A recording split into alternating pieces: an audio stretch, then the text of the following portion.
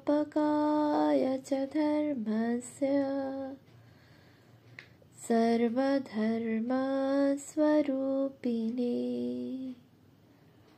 अवतार वरिष्ठाय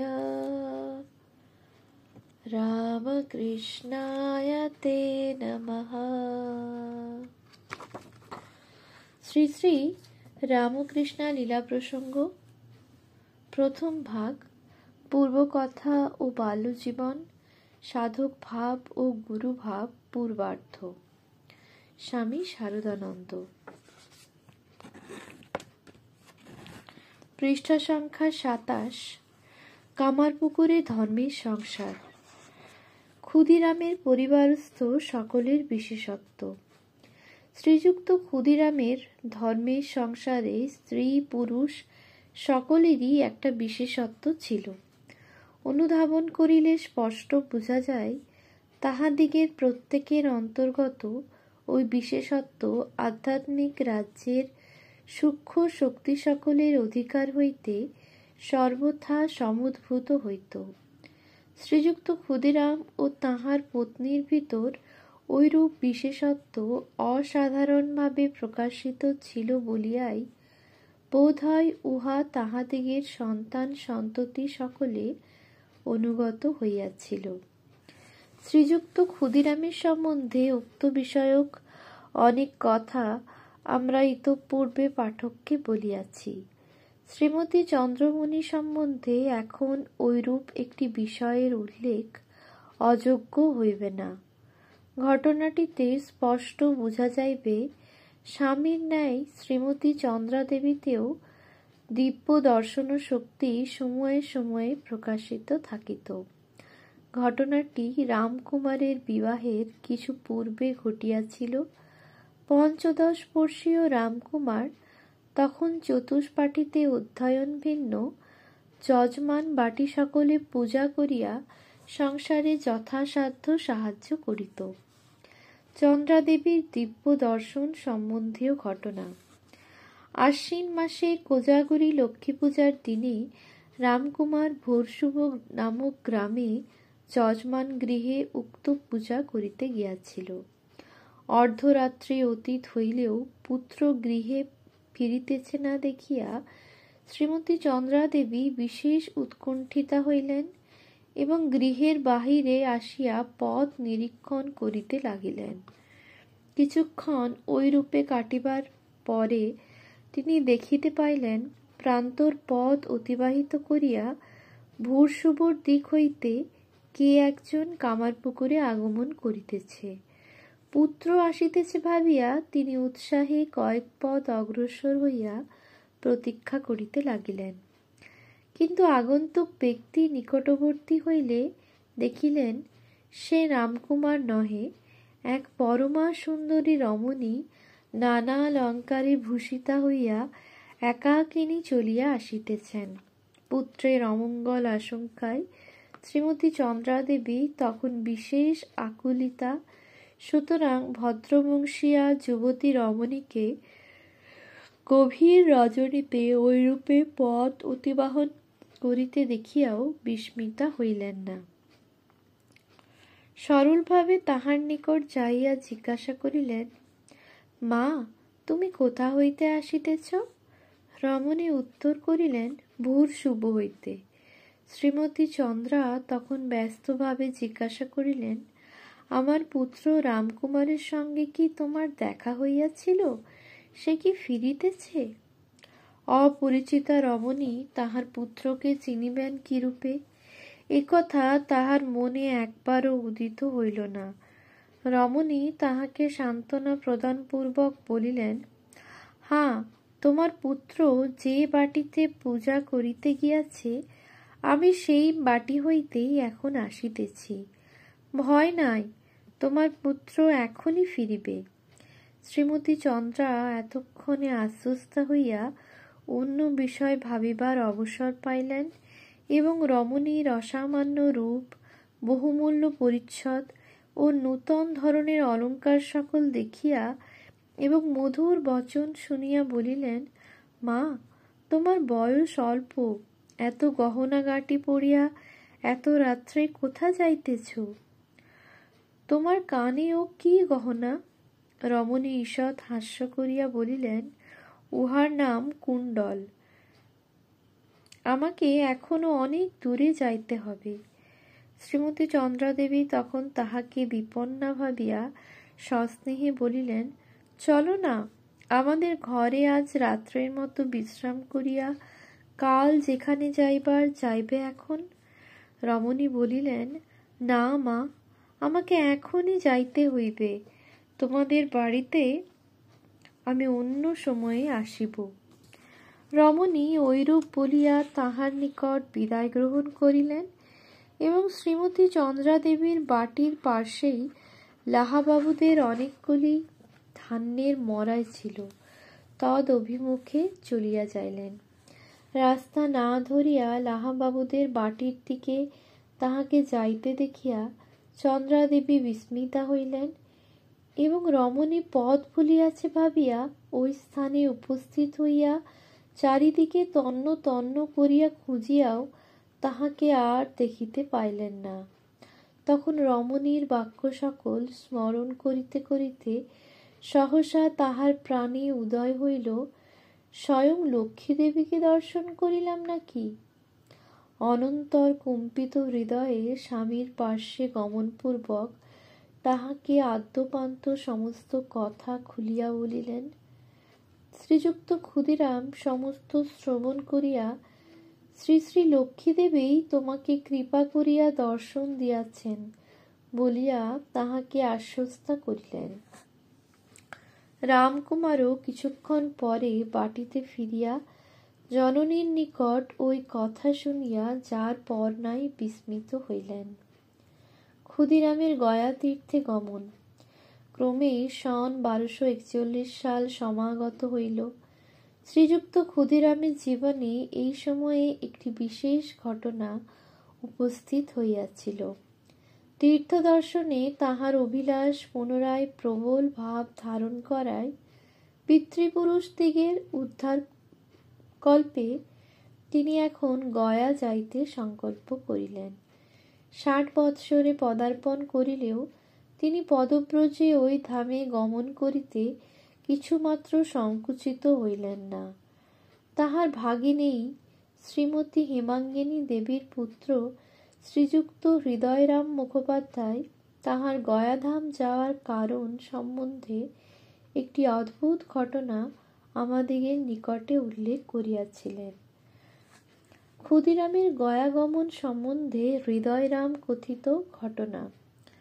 নিজ দুহিতা শ্রীমতী কাত্যায়নী দেবীর বিশেষ পীড়ার সংবাদ পাইয়া শ্রীযুক্ত ক্ষুদিরাম এই সময়ে একদিন আনুর গ্রামে তাহাকে দেখিতে উপস্থিত হইয়াছিলেন। শ্রীমতী কাত্যায়নীর বয়স তখন আন্দাজ 25 বৎসর হইবে। পীড়িতা কন্যার হাবভাব ও কথাবার্তায় তাহার নিশ্চয় ধারণা হইল তাহার শরীরে কোনো ভূতযোনির আবেশ হইয়াছে। তখন সমাহিত চিত্তে শ্রী ভগবানকে স্মরণ করিয়া তিনি কন্যা শরীরে প্রবিষ্ট জীবের উদ্দেশ্যে বলিলেন, তুমি দেবতা বা উপদেবতা যাহাই হও, কেন আমার কন্যাকে এরূপ কষ্ট দিতেছ? অবিলম্বে ইহার শরীর ছাড়িয়া অন্যত্র গমন করো। তাহার ওই কথা শ্রবণ করিয়া উক্ত জীব ভীত ও সংকুচিত হইয়া শ্রীমতী কাত্যায়নীর শরীর অবলম্বনে উত্তর করিল, গয়ায় পিণ্ডদানে প্রতিশ্রুত হইয়া যদি আপনি আমার বর্তমান কষ্টের অবসান করেন, তাহা হইলে আমি আপনার দুহিতার শরীর এখনই ছাড়িতে স্বীকৃত হইতেছি। আপনি যখনই ওই উদ্দেশ্যে গৃহ হইতে বাহির হইবেন, তখন হইতে ইহার আর কোনো অসুস্থতা থাকিবে না, একথা আমি আপনার নিকটে অঙ্গীকার করিতেছি।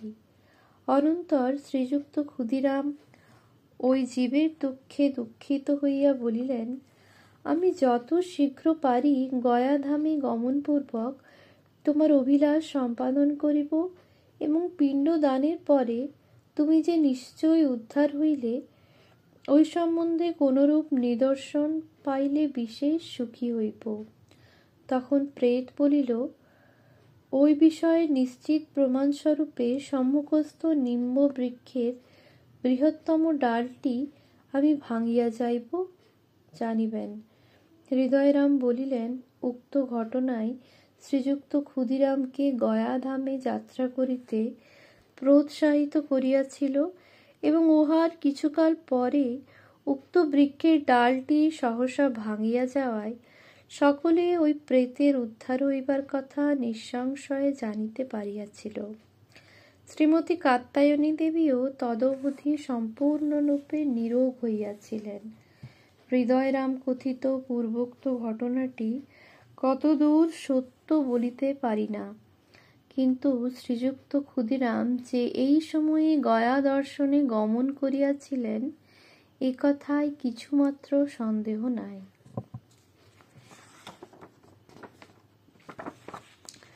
গয়াধামে ক্ষুদিরামের দেবস্বপ্ন। সন 1241 সালের শীতের কোনো সময়ে শ্রীযুক্ত ক্ষুদিরাম বারাণসী।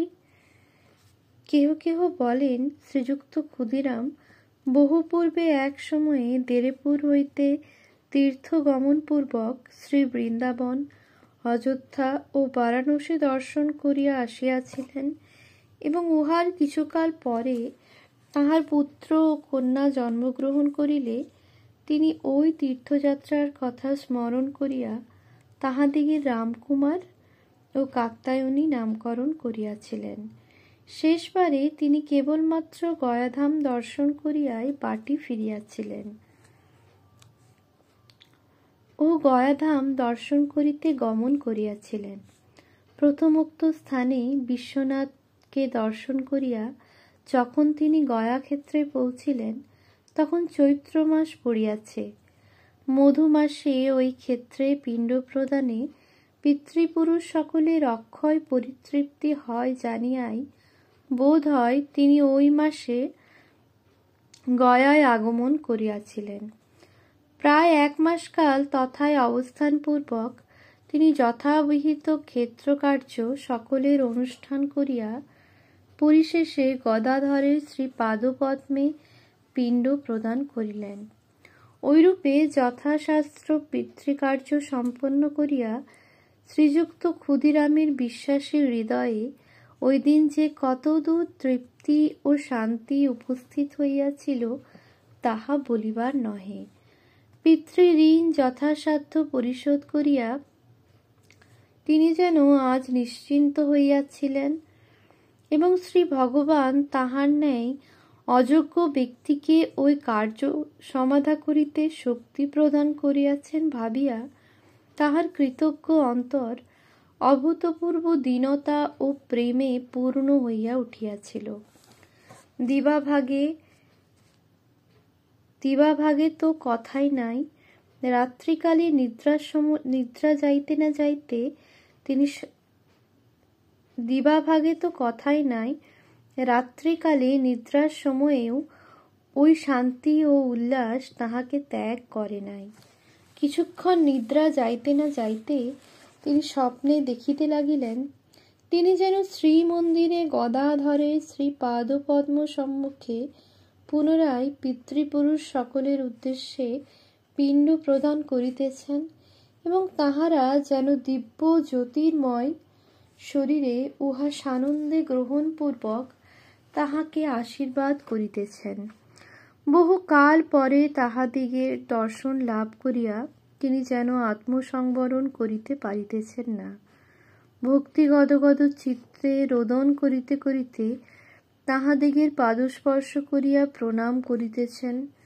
পরক্ষণেই আবার দেখিতে লাগিলেন যেন অদৃষ্টপূর্ব দিব্য জ্যোতিতে মন্দির পূর্ণ হইয়াছে এবং পিতৃপুরুষগণ সশ্রম্ভ্রমে সংযতভাবে 2 পার্শ্বে করজোড়ে দণ্ডায়মান থাকিয়া নন্দীর মধ্যে বিচিত্র সিংহাসনে সুখাসীন এক অদ্ভুত পুরুষের উপাসনা করিতেছেন।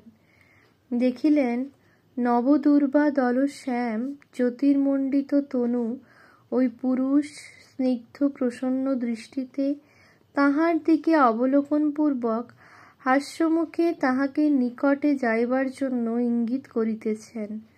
যন্ত্রের ন্যায় পরিচালিত হইয়া তিনি যেন তখন তাহার সম্মুখে উপস্থিত হইলেন এবং ভক্তি বিহ্বল চিত্তে দণ্ডবৎ প্রণামপূর্বক হৃদয়ের আবেগে কত প্রকার স্তুতি ও বন্দনা করিতে লাগিলেন। দেখিলেন ওই দিব্য পুরুষ যেন তাহাতে পরিতুষ্ট হইয়া বীণা নিঃসন্দি মধুর স্বরে তাহাকে বলিতে লাগিলেন, ক্ষুদিরাম, তোমার ভক্তিতে পরম প্রসন্ন হইয়াছি। পুত্ররূপে তোমার গৃহে অবতীর্ণ হইয়া আমি তোমার সেবা গ্রহণ করিব। স্বপ্নেরও অতীত ওই কথা শুনিয়া তাহার যেন আনন্দের অবধি রহিল না। কিন্তু পরক্ষণেই চিরদরিদ্র তিনি তাহাকে কি খাইতে দিবেন, কোথায় রাখিবেন ইত্যাদি ভাবিয়া গভীর বিষাদে পূর্ণ হইয়া রোদন করিতে করিতে তাহাকে বলিলেন, না না প্রভু, আমার ঐরূপ সৌভাগ্যের প্রয়োজন নাই। কৃপা করিয়া আপনি যে আমাকে দর্শনদানে কৃতার্থ করিলেন এবং ঐরূপ অভিপ্রায় প্রকাশ করিলেন, ইহাই আমার পক্ষে যথেষ্ট। সত্য সত্য পুত্র হইলে দরিদ্র আমি আপনার কি সেবা করতে পারিব? এই অমানব পুরুষ যেন তখন তাহার ঐরূপ করুণ বচন শুনিয়া অধিকতর প্রসন্ন হইলেন এবং বলিলেন, ভয় নাই ক্ষুদিরাম, তুমি যাহা প্রদান করিবে তাহাই আমি তৃপ্তির সহিত গ্রহণ করিব। আমার অভিলাষ পূরণ করিতে আপত্তি করিও না। শ্রীযুক্ত ক্ষুদিরাম এই কথা শুনিয়া যেন আর কিছুই বলিতে পারিলেন না। আনন্দ, দুঃখ প্রভৃতি পরস্পর বিপরীত ভাবসমূহ তাহার অন্তরে যুগপৎ প্রবাহিত হইয়া তাহাকে এককালে স্তম্ভিত ও জ্ঞানশূন্য করিল। এমন সময়ে তাহার নিদ্রা ভঙ্গ হইল। কামারপুকুরে প্রত্যাগমন।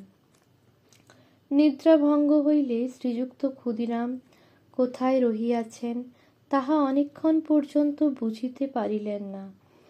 পূর্বোক্ত স্বপ্নের বাস্তবতা তাহাকে এককালে অভিভূত করিয়া রাখিল। পরে ধীরে ধীরে তাহার যখন স্থূল জগতের জ্ঞান উপস্থিত হইল, তখন শয্যা ত্যাগ করিয়া তিনি ওই অদ্ভুত স্বপ্ন স্মরণ করিয়া নানা কথা ভাবিতে লাগিলেন। পরিণামে তাহার বিশ্বাসপ্রবণ হৃদয় স্থির নিশ্চয় করিল, দেবস্বপ্ন কখনো বৃথা হয় না। নিশ্চয়ই কোনো মহাপুরুষ তাহার গৃহে শীঘ্রই জন্ম পরিগ্রহ করিবেন। বৃদ্ধ বয়সে নিশ্চয় তাহাকে পুনরায় পুত্র মুখ অবলোকন করিতে হইবে। অনন্তর ওই অদ্ভুত স্বপ্নের সাফল্য পরীক্ষা না করিয়া কাহারও নিকট তদ্বিবরণ প্রকাশ করিবেন না, এইরূপ সংকল্প তিনি মনে মনে স্থির করিলেন এবং কয়েকদিন পরে গয়াধাম হইতে বিদায় গ্রহণ করিয়া সন 1242 সালে বৈশাখে কামারপুকুরে উপস্থিত হইলেন। ওম শান্তি শান্তি শান্তি। হরি ওম তৎসৎ। শ্রী